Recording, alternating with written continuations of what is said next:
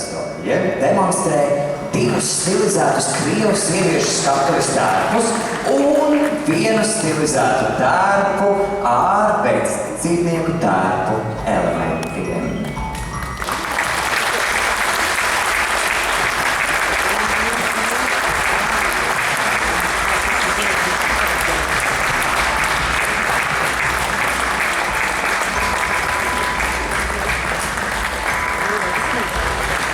Šīs slāvu kultūras ansamblis Razdolje ir no Lībāniem. Savukārt balvu novada kultūras un atpūtas centra vokālais sieviešu ansamblis Razdolje priecē ar krievu sieviešu tautiskajiem tērpiem, kuros atpazīstam klasisko krievu sarafānu un galvas rotu.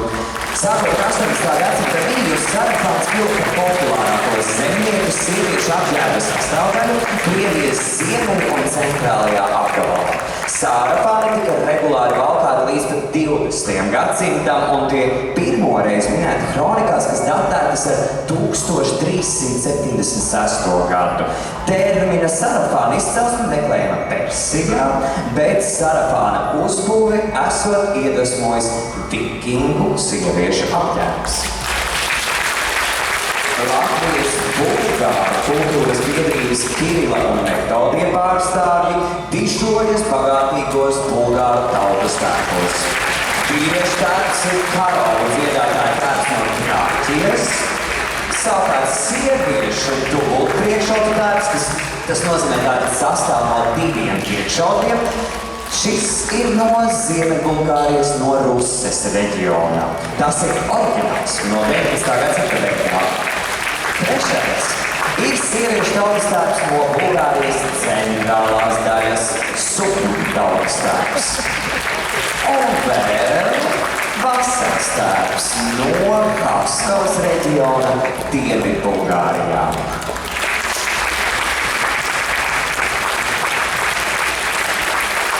Krievu jaunietes tautas tērpu no Krievijas dienvidu reģiona izrāda Rīgas kultūras un tautas mākslas centra Ritums jauniešu folkloras kopas dalībniece.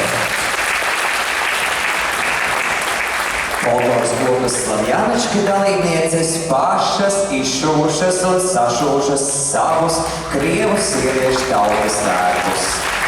Izšūtie raksti ir senas aizsardzības zīmes operēšanas.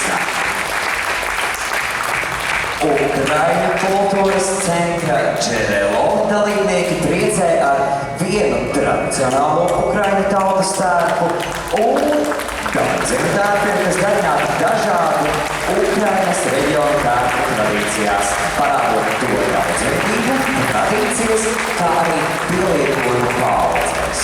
Bērnu, sieviešu un vīriešu tērpos.